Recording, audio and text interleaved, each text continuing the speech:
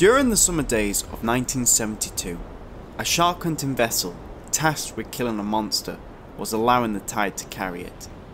The monster in question was a great white shark that had been terrorising the town of Amity and killing the local population. On board the vessel are three men: Matt Hooper from the Oceanographic Institute, Martin Brody, the police chief of Amity Island, and the vessel's captain, Bartholomew Quint. The vessel in question was called the Orca, and this would be her final voyage. Not long into the voyage, after dropping a chum line to lure the shark, the captain waits patiently for any tugging on his reel. To his expectation, the line is pulled, and whilst the men attempted to reel it in, the line snaps. Following this, and the relocation of the Orca to a new area, another chum line is dropped by Brody. To his shock, however, the monster that had been hunting is revealed to them for the first time, and a chase ensues between the shark and the Orca. With expert manoeuvring and seamanship from the captain and the vessel, they are able to harpoon the great white with a floating barrel attached. However, the shark soon dives down below the waves. With the first encounter between man and monster, the Orca still remained a fighting lady. As the hours passed on into the night, the men told stories about scars and old wounds from previous endeavours. Quint reveals to the other men that he was stationed aboard the USS Indianapolis, a vessel that was sunk in the end of the war by the Japanese, and subsequently the survivors were attacked and killed by sharks. Following this, the men sing "Show Me the Way to Go Home," raising spirits, unknown of the shark approaching them. The great white starts pounding on the hull of the Orca, splitting and breaking some planks, causing water to flood into the lower part of the cabin.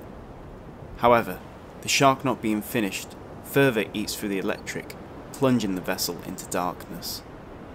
Quint attempts to shoot the shark with his M1 Garand, however, he is unsuccessful, and the shark escapes into the night. The crew of the Orca carry out damage control and maintenance on the engine to kick her back into action again. However, suddenly the yellow barrel attached to the shark floats up. Cautiously, the crew begin to pull it in before Bruce reveals himself, once more startling them. Captain Quint asks for Chief Brody to start the boat in pursuit of the shark. However, he chooses to deviate from this order and attempt to contact the Coast Guard on the Orca's radio. For reasons that cannot be explained, the captain grabs a baseball bat and proceeds to destroy the radio before a distress signal was sent out. This effectively resulted in the Orca being cut off from communication and the rest of the world. Before anything could get out of hand amongst the crew, the shark returns and the hunt soon begins again. Quint, once again using his harpoon gun, is successful in firing 2 barrels into the beast. During the chase, the captain orders for full throttle to be given on the ship's helm. Hooper, however, warns him that by revving the engine too high, there is a chance of it breaking. After being harpooned by Quint, the shark passes across the bow to the starboard side before travelling aft and subsequently loses the hunters. Moments later, the barrels from the shark shoot up to the surface before being grabbed and wrapped around the stern cleats of the Orca. The shark being attached to the Orca begins to attempt to pull her over. However, after starting the engine again, Quint begins to drag the shark back to shore. Due to the age and low upkeep of the Orca, however, the cleats were of poor quality and began to be loosened. What made matters worse was that as a direct result of this, the Orca was idle and the shark began to attempt to pull out her transom. As she was dragged backwards to the distress of the crew, seawater began to come over the back and enter the quarterdeck before flooding the engine room. However, before she could be fully sunk or having her stern broken off, the cleats gave way, allowing her to be free. With the shark taunting the crew, attempts are made to manually pump out the water from the Orca whilst the engine is started up again. The shark once again batters the Orca before the captain increases the throttle, allowing her to escape. However, the shark gives chase. The hunters have now become the hunted. Quint attempts to draw the shark into shallow waters to drown him. However, after too much pressure is put on the engine, the RPMs exceed their specification and the engine subsequently had the bearings burnt out before exploding.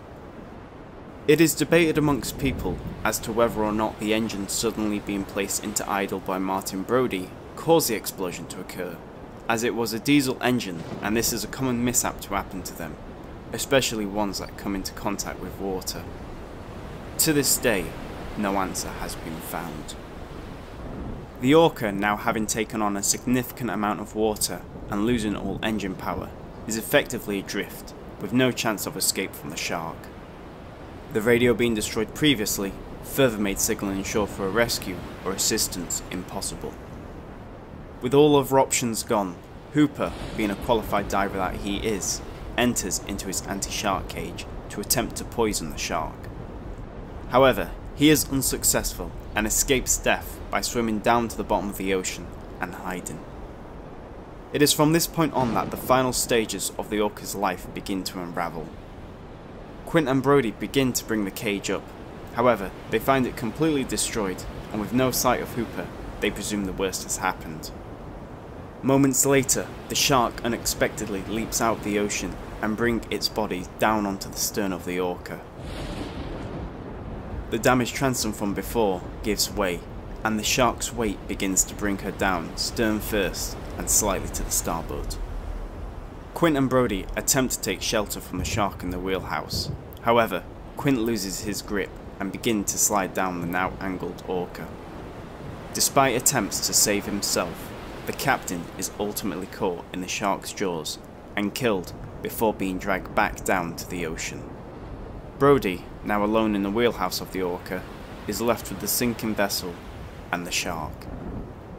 With the Orca going down by the stern and heavily listing to the port, the wheelhouse begins to meet the water level, before Bruce once again causes further damage by smashing through the windows on the port side of the wheelhouse. This causes the vessel's sinking to increase drastically. Brody is able to successfully beat the beast back before throwing an oxygen tank into its mouth. Escaping out of the front starboard wheelhouse window, Brody is able to get onto the flybridge before grabbing Quint's M1 rifle and climbing the mast. The Orca lists heavily to port and is down by the stern at this point. Brody attempts to kill the shark with a melee weapon, however he is unsuccessful and loses it.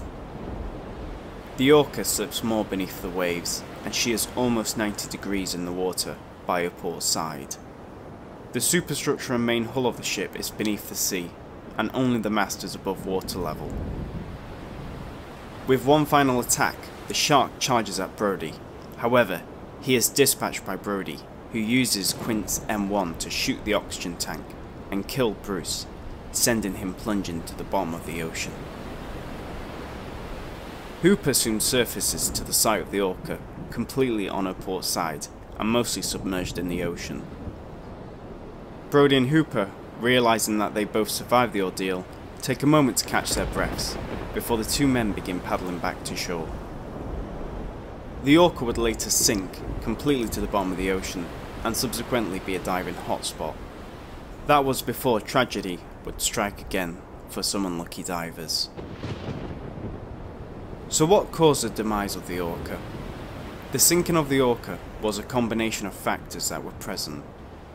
Firstly, the radio resulted in her losing all communication ability and cutting all ties to any potential assistance, much like the USS Indianapolis when she sank. The damage sustained to the old hull resulted in further leaks and weakening of the structural integrity that would result in the complete collapse of her transom. And finally, the engine giving out allowed the Orca to be left dead in the water before being beaten to a slow and drawn out death. Was the Orca a bad vessel? By all means, she was possibly the most capable boat up to the job of dispatching the shark. Unlike other vessels, she was modified to only hunt and kill sharks, and even her namesake shows it. However, it cannot be argued that the Orca met her match from a predator unlike any other, and that sometimes, no matter how strong or capable the vessel is, Mother Nature cannot be tamed, and most certainly cannot be beaten.